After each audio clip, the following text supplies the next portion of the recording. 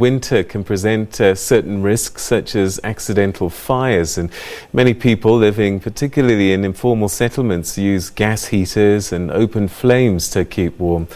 This presents the risk of starting a fire that can spread rapidly due to flammable materials used to build shacks, for example. Organisations such as Children of Fire raise burn awareness and give prevention messages. Joining us in studio is the founder of Children of Fire, Bronwen Jones. Bronwen, thanks very much indeed for joining us. Welcome to the programme. Thank you for giving us this platform. All right, and you've come with a special young man. Is it Rian? Rian. Yes. Hello. How are you? Fine. Good. Is this your first time on TV? Yes. Well, I'm very excited to have you on the programme, and we're going to talk to you just now. And Bronwen, I suppose it's young men like Rian that you're so passionate about projects such as this. What are you trying to do? We do many things, but why we're here today is we want to prevent children being injured like Rianadi. He was burned when he was 6 days old when a paraffin lamp fell over next to his mattress. Right.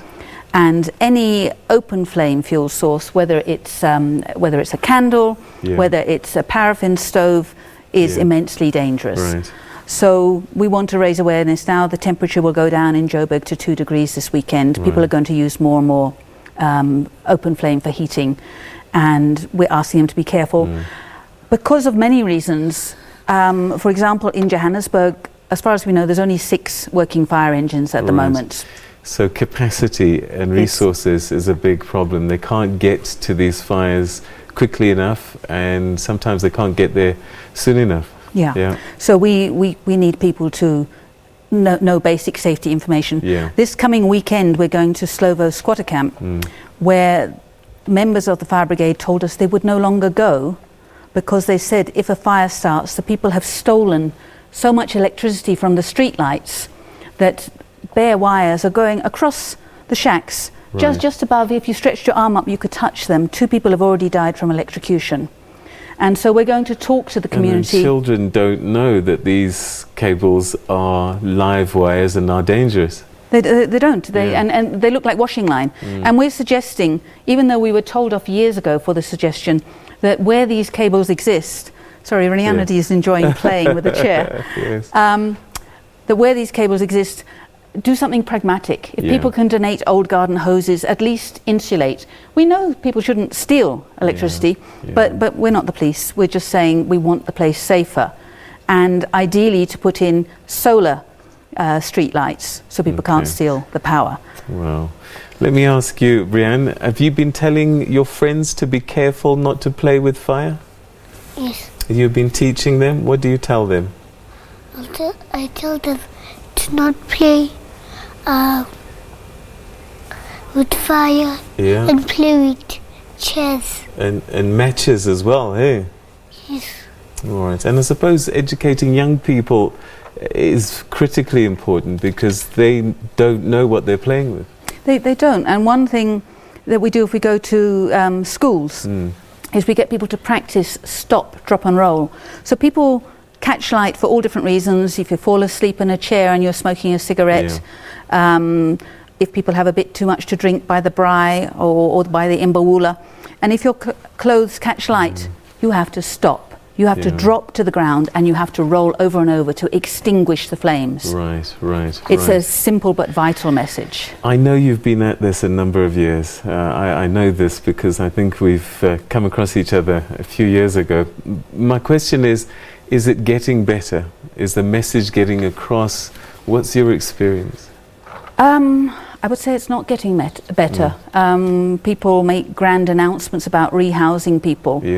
And I mean, City Power, they have an impossible job in Johannesburg. They have 500,000 people living in squatter camps, and they are electrifying 2,000 people a year. That's going to take 250 years. So I think the solution is to have enough firefighters, enough ambulances, enough equipment, and for people to understand that, you know, situations. That's a fire scene at Slovo. That fortunately your viewers won't be able to see, but 2 people are dead in that picture. Oh dear. And we look at ways of getting water there. We've carried in water tanks. Water tanks have been stolen. We talk about the paraffin stoves. They're still dangerous. But the messages are actually simpler than candles or stoves. It's don't leave your children alone. Yeah. Don't let children do grown-up work. If you have no childcare, ask a neighbour or tell your employer, take your child to work. Yeah. And people must stop stealing electricity. They call it isnyoka, don't they? It's as dangerous as a snake. These are tools of the trade there. How can we use candles safer? What's the way to use them? If you think you're going to have a power cut or load shedding, buy a torch. Get your kids lots of torches. They will use up the batteries, but they are safer. If you have to use a candle, this was made by a guy called Rolf Kruzakov in Industria some years ago, and he would fill it with water. And when it tipped over, the water would put the candle out. Right. But they don't. I don't think he makes them anymore. Lots of people come up with ideas. You can also put a candle in a jar of sand. Yeah. Most people don't want to because it's a bit cumbersome to put it in. But it takes a couple of seconds. Something falls over. You have no idea how quickly fire spreads. Right. And if it spreads quickly. No, he's 6, isn't he? And this can happen. So, Rian, do you help Mama Bronwen teaching other children about being safe around fires and not starting them? You don't. But he's going to. On Sunday, we're going to Slovo Squatter Camp. Right. And we're trying to ask the public for 1,000 buckets. Wow. Well, if the fire brigade can't come or won't come, if people can donate buckets, and we are very lucky, we've also got a donation of something called Burn Shield, which is to spray on small injuries. Okay. I'm not paid to advertise them, I'm simply saying it exists. All right. But yes, we have a very long wish list, but most it's make South Africa safe. Fire starts, what's the first thing you do? Fall to the ground? If your clothes are burning, you fall to the ground, or if someone else is burning, you run at them with your jacket or your blanket and you roll them over and over to put it out. All right. If your home is burning, if you're a child, just get out. Right. Don't wait to gather possessions. Yeah. Teach your children a safe way to get out. Don't lock yourself in so it's a burning prison. Right. You must know where the keys are when you go to sleep. Don't leave children alone. And also, smoke is just as dangerous as the fire itself. It is. Yeah. People can, at least in formal housing, can get smoke alarms, and they will save your life. Bronwen, thanks so much indeed for coming through and sharing this very important story with us. And I hope that the message, don't get tired spreading it, but let's hope it starts to get taken so that we can protect young men like Rian. Thank you very much. Thanks so much. Thanks for coming through. Thank you.